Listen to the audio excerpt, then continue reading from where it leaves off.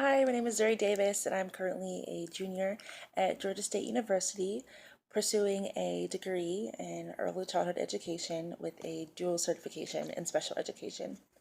So, for as long as I can remember, I've always wanted to be a teacher. I remember growing up being super anxious for school to start back. So, to fill in the gaps, I would play with my toys and pretend like I was teaching them a lesson. I remember using my Hooked on Phonics set that my mom and dad got me as little lessons to teach my toys. So that was always the highlight of my summers, playing school. Um, but unfortunately, the house that I used as my classroom um, was caught up in a house fire. So unfortunately, it left me and my family homeless for a little while and bouncing from place to place for a little bit of time. Specifically, my principal, she stepped up and said that I could stay with her for a few days until my parents got things situated. And then when that time was up, I moved on to a family friend's house. And then from there, my parents went to a hotel, and then we moved to another hotel. So it was a lot of bouncing around for a little while. So at the time, school was pretty much the only stable thing that I had in my life. It was consistent. I went every day. That was the one thing that my parents definitely made sure that that never changed. I went to school and everything was semi-normal. Um, you'd think that with all this bouncing around, that maybe my grades suffered and that I struggled a little bit, but that wasn't the case. Luckily, I had so many supportive adults in my life, such a great community around me that motivated me and reassured me when I thought that things were too hard. Um, they let me know that I could do it and that they were there for me. And if I had a breakdown in the middle of class one day, they understood and they talked me through it, and I was fine.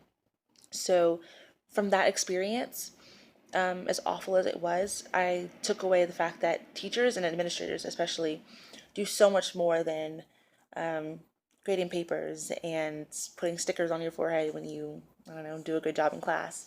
They do so much more than that. At least the adults that I had in my life at that time, the teachers that I had, they went above and beyond. They made sure I was fed. They took me in. They physically took me into their own home and treated me as if everything was fine. And I really appreciated that. I'm so grateful for that opportunity, because most kids don't have people like that around them that would do that for them. So I want to be that person for students. I want to be an advocate for them if they don't have an adult or anyone that they can turn to if there's a problem. I want to be a resource for them if they have questions. I know there's some boundaries and some limits as to what teachers can do, but I want to do as much as I can for my students if they don't have that person. And even if they don't, I just want to be that extra support that they could turn to if they need something. So basically, I just want to be a role model as the role models that I had growing up, because essentially they molded the type of educator that I want to be. I've always wanted to be a teacher, but they instilled in me that it's more than just the academics. Um, it's all about a student's complete and total well-being, their social, emotional, spiritual well-being. I want to be able to foster all of those things in my classroom.